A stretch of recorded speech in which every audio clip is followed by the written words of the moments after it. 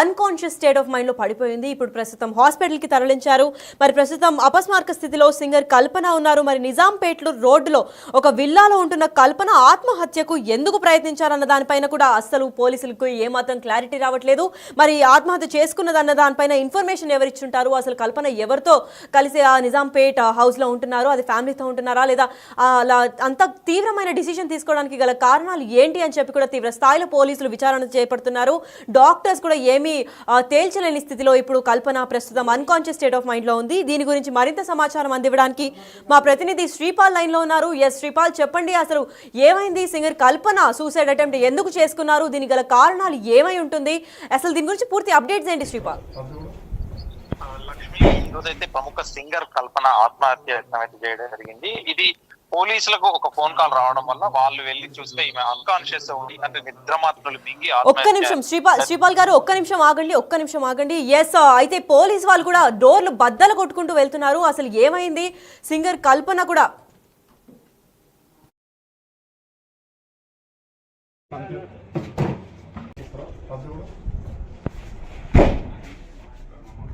ఇంకా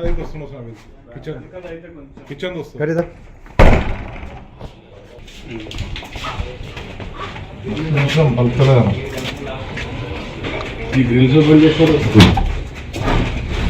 కార్పెంటర్ కూడా ట్రై చేస్తున్నాం.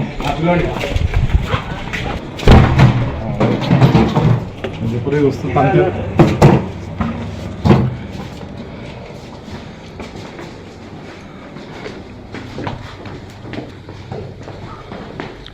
సార్ అండి వస్తున్నాం.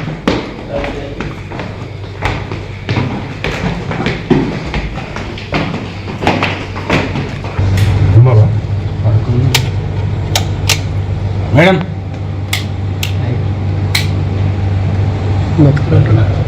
మేడం మా డాక్టర్ మేడం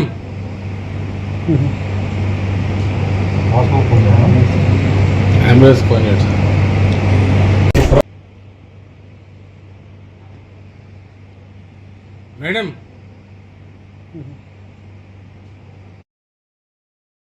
రైట్, అయితే సింగర్ కల్పన కూడా అపస్మారక స్థితిలో ఉన్నారు. అసలు ఏం జరిగింది అన్న దానిపైన కూడా పోలీసులు తీవ్ర స్థాయిలో విచారణ చేపడుతున్నారు. ఏకంగా పోలీసులు డోర్లు బద్దలు కొట్టుకొని మరి ఆవిడ్ని హాస్పిటల్కి తరలించాలన్న వైనం కనిపిస్తోంది మనకి బిగ్ టీవీ డిజిటల్ ఎక్స్క్లూజివ్ గా కూడా చూడొచ్చు. అండ్ దీని అంతటికి కారణం ఏంటి అని మా ప్రతినిధి శ్రీపాల్ కూడా అందిస్తారు. ఎస్ శ్రీపాల్, చెప్పండి, అసలు దీని అంతటికి కారణం ఏమై ఉంటుంది? ఈ రోజైతే ఇప్పుడు ప్రముఖ సింగర్ కల్పన అయితే ఆత్మహత్య యత్నం ఒక బ్రేకింగ్ న్యూస్ గా చెప్పవచ్చు. ఎందుకంటే నిద్ర మాత్రలు మింగి ఆత్మహత్య యత్నానికి అయితే పాల్పడినట్టు సమాచారం. అంటే పోలీసు వాళ్ళు బెడ్రూమ్ లో ఉన్నా కానీ, ఎందుకంటే తలుపు వేసుకొని నిద్ర మాత్రలు మింగడం వల్ల మరి వారికి ఎవరు ఇన్ఫర్మేషన్ ఇచ్చారు ఏంటని కూడా ఆ వివరాలు అయితే తెలియదు. కానీ పోలీసులు వెళ్తే ఆ డోర్ బద్దలు కొట్టి మరి తనైతే తీసుకెళ్లి హాస్పిటల్లో, హోలిస్టిక్ ఆసుపత్రిలో అయితే చికిత్స జరిపిస్తున్నారని చెప్పవచ్చు. స్థానిక ప్రైవేట్ హాస్పిటల్లో, అయితే నిజాంపేట్ లోని వర్టెక్స్ ప్రీ విలేజ్ లో తన భర్తతో కలిసి నివాసం ఉంటుందని చెప్పుకోవచ్చు. అయితే ఎందుకంటే ఈమె పేరు తెలుగు ప్రేక్షకులకు అయితే చెప్పనవసరం లేదని చెప్పుకోవచ్చు. ఎందుకంటే సంగీతంపై మక్కువతోనే ఈమె 5 ఏళ్ల నుంచే పాటలు పాడడం అయితే ప్రారంభించిందని చెప్పుకోవచ్చు. ఎందుకంటే తెలుగు, తమిళ, కన్నడ, మలయాళం, హిందీ భాషల్లో తనకంటూ ఒక ప్రత్యేకత. ఎందుకంటే ఈ సంగీతం ఆ సంగీతం అని కాదు, అన్ని రకాల సంగీతానికి, ఎందుకంటే పాశ్చాత్య, కర్ణాటక, జానపద, హిందుస్థానీ సంగీతం ఏదైనా తనదైన శైలిలో అయితే అలరిస్తారని చెప్పుకోవచ్చు. ఎందుకంటే భారీగా కెరీర్ పరంగా భారీగా సక్సెస్ ఇచ్చినప్పటికీ తన జీవితంలో సంఘటనతోనే ఈమె ఆత్మహత్య చేసుకోవాలని కూడా చాలా అనుకున్నారని కూడా గతంలో చెప్పడం జరిగింది.